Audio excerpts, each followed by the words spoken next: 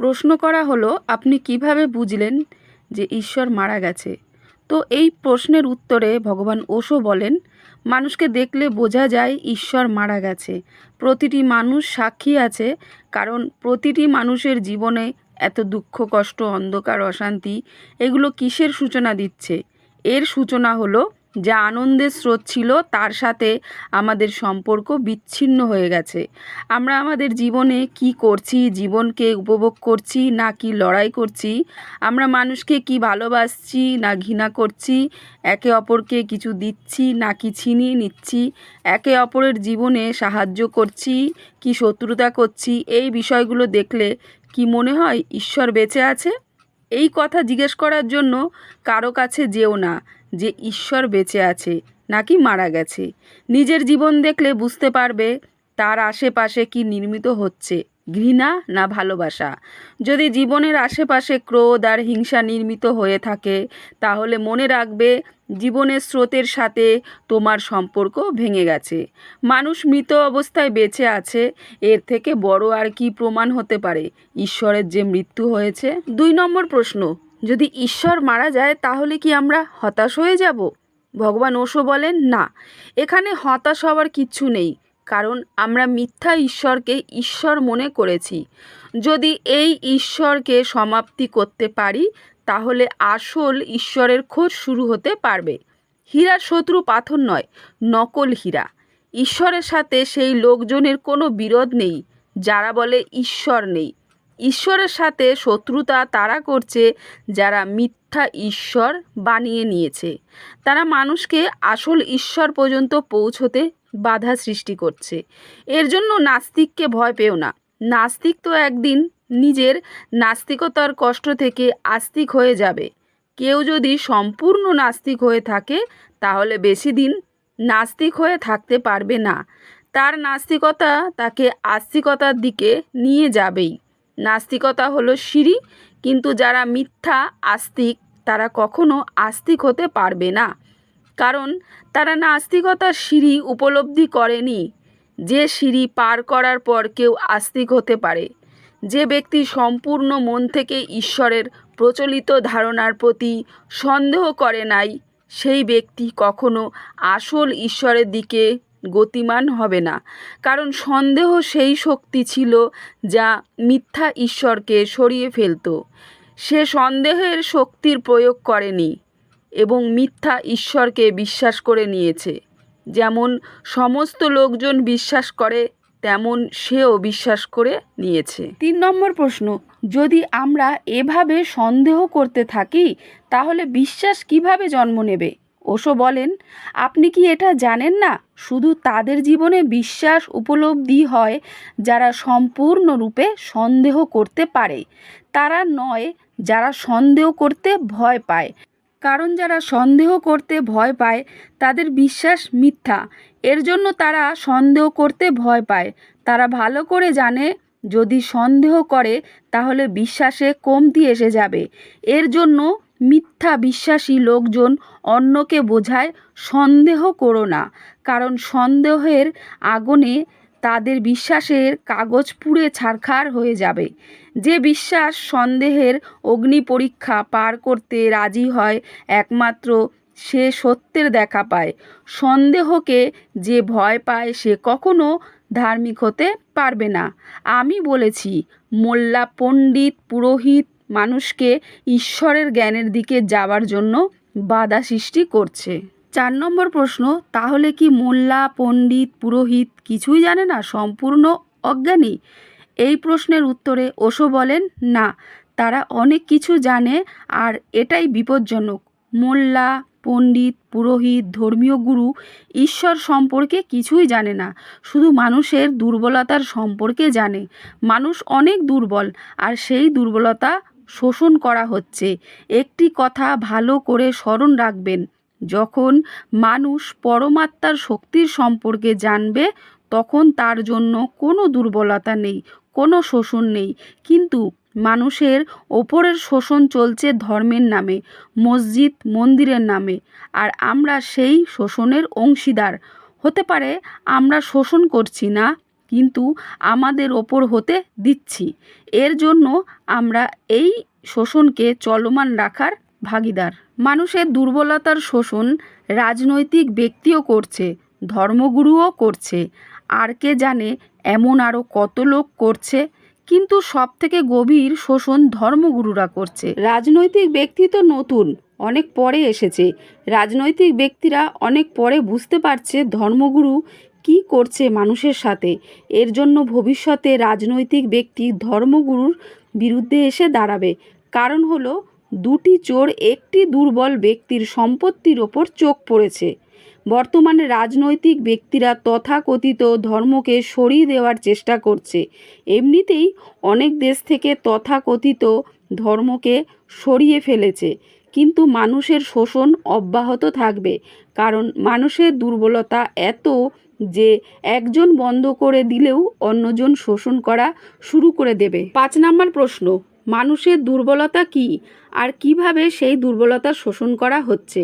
উত্তরে ওশো বললেন, আমরা সবাই নিজের দুর্বলতার সম্পর্কে খুব ভালো করে জানি, আর সেই দুর্বলতার জন্য কি কি প্রলোভন দেখানো হয়েছে সেটাও আমরা জানি।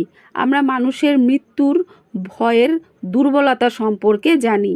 প্রতিটি ব্যক্তি মৃত্যুকে ভয় পায়। এর জন্য সব ধর্ম মৃত্যুর বিষয় নিয়ে প্রমাণ সহকারে শোষণ করে। ধর্ম মানুষকে বোঝায় আত্মা অমর। এই কথা শুনে মৃত পথযাত্রী ব্যক্তি অনেক শান্তি পায়। কোনো সমস্যা নেই, শরীর ধ্বংস হয়ে যাবে কিন্তু আত্মা তো বেঁচে থাকবে। আমি তো বেঁচে থাকব। আমরা সবাই বেঁচে থাকতে চাই। আত্মা অমর। এই কথা বিশ্বাস করলেই কি আপনি বুঝে গেছেন আত্মা অমর? না, আপনি মৃত্যুতে ভয়ভীত, এর জন্য খুব দ্রুত বিশ্বাস করে নিয়েছেন আত্মা অমর। সবাই জানে কেউ মরতে চায় না। এর জন্য পৃথিবীর সমস্ত মোল্লা, পণ্ডিত, পুরোহিত মানুষকে বোঝায় ভয় কেন পাচ্ছ, কেউ মারা যায় না, আত্মা অমর এবং পরকালে অনন্ত সুখের জীবন রয়ে গেছে। আর এই কথাগুলো মৃত্যুর ভয়ে মন বিশ্বাস করে নেয়। এর জন্য যুবক কম ধার্মিক হয়, বৃদ্ধ বেশি ধার্মিক হয়। কারণ মৃত্যু যত কাছে আসতে থাকে তত মৃত্যু ভয় বাড়তে থাকে, আর মোল্লাদের কথা মেনে নিতে মন চায়। মানুষ অসুরক্ষিত সব দিক থেকে, কোথাও কোনো সাহায্য পায় না। মানুষের অসুরক্ষিত হওয়া এক ধরনের দুর্বলতা। সেই দুর্বলতার শোষণ ধর্ম। মোল্লা, পণ্ডিত, পুরোহিত মন্দির আর মসজিদ করে। তারা বলে কোনো চিন্তা করো না। কে বলেছে তুমি অসুরক্ষিত? ঈশ্বরের সাহায্য নাও। আর তারা ঈশ্বরের সাহায্য নেওয়ার জন্য মাঝখানে দালাল হিসাবে কাজ করে। দালালি যা আসবে সেটা তাদের দিয়ে দিতে হবে। মানুষ তার জীবনে অনেক একা। এমন সময়ও আসে যখন স্বামী, স্ত্রী, ছেলে, মেয়ে, বন্ধুবান্ধব নিজের মনে হয় না।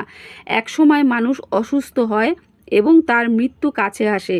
তখন মনে হতে থাকে সব কিছু ধনসম্পদ কেড়ে নেওয়া হবে, কেউ কারো নয়। তখন মোল্লা, পণ্ডিত, পুরোহিত কাছে এসে বলে কোনো ভয় পেও না, ঈশ্বর তোমার সাথে আছে, তুমি তার নাম জপ করো।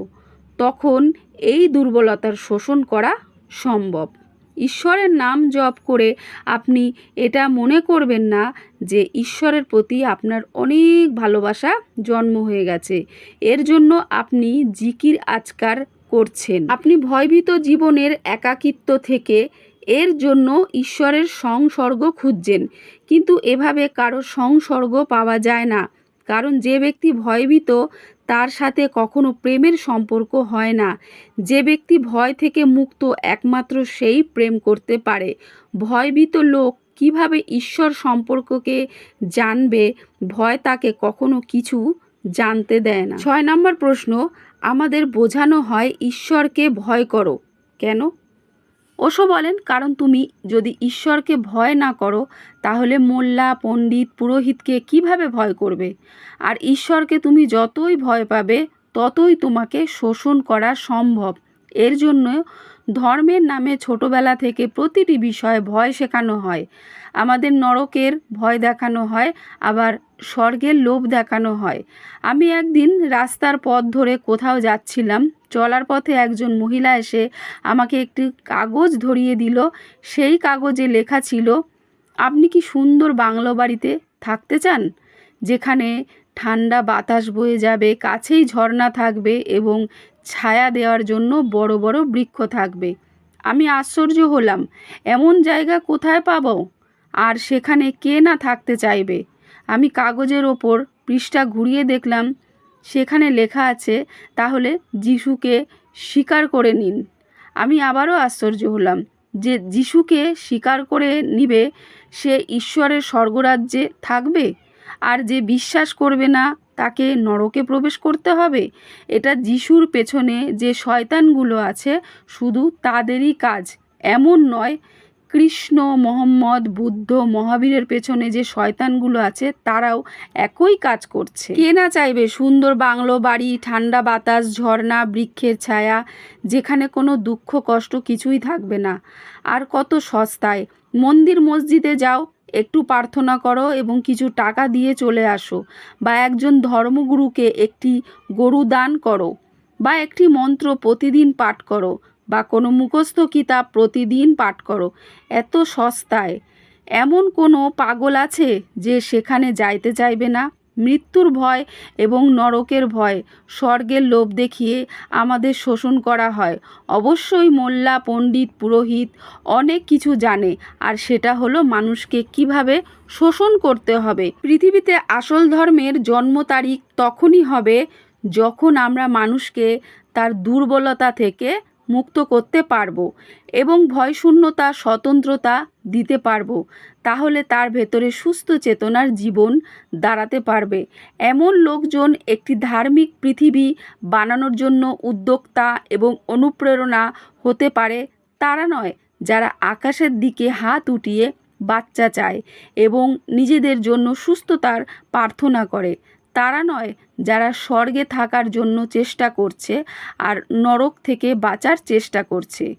এই লোকজন দিয়ে পৃথিবী ধার্মিক হবে না। তাদের কারণে পৃথিবীতে আসল ঈশ্বরের অবতরণ হবে না। এর জন্য প্রয়োজন সমস্ত দুর্বলতা মুক্ত মানুষ। কিন্তু মোল্লা, পণ্ডিত, পুরোহিত এবং ধর্মগুরুরা আজ পর্যন্ত সেটা হতে দেয়নি। আর তারা এই চেষ্টা করছে ভবিষ্যতেও যেন মানুষ তার দুর্বলতা থেকে মুক্ত হতে না পারে। নিশ্চিন্ত তাদের চেষ্টা তাদের ব্যবসার প্রাণ। তাদের সমস্ত চেষ্টা ঈশ্বরকে বাঁচানোর জন্য নয়, নিজেকে বাঁচানোর চেষ্টা। আপনি তো ভালো করেই জানেন, যদি আমরা কোনো খারাপ কর্ম করতে চাই তাহলে ভালো নাড়ায়ে তাকবীর বা ফিলোসফির গুণাবলী বানিয়ে নিতে হয়। আর যদি আমরা কাউকে হত্যা করতে চাই তাহলে আমাদের তার কল্যাণে হত্যার প্রচার শুরু করে দিতে হবে। আর যদি মোল্লা, পণ্ডিত, পুরোহিত তাদের ব্যবসা বাঁচিয়ে রাখতে চায় তাহলে তাদের বলতে হবে পরমাত্মা বিপদে আছে, তাকে বাঁচাতে হবে।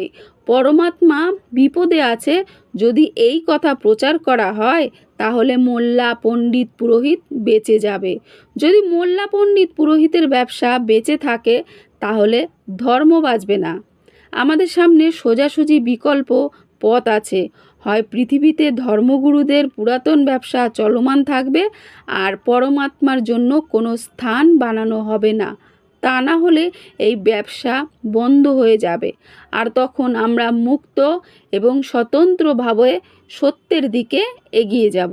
শেষে ওশো বলেন, আপনাদের মূল্যবান সময় নষ্ট করে আমার কথাগুলো এত প্রেম ও শান্তির সঙ্গে পড়েছেন, তার জন্য আমি কৃতজ্ঞ প্রকাশ করছি। কেননা এই ধরনের কথাবার্তা প্রেম ও শান্তির সঙ্গে পড়া অত্যন্ত কঠিন হয়ে পড়ে এবং শেষে সকলের ভেতরে পরমাত্মাকে ভক্তি ও শ্রদ্ধা করছি। আমার ভক্তি ও শ্রদ্ধা গ্রহণ করুন দয়া করে।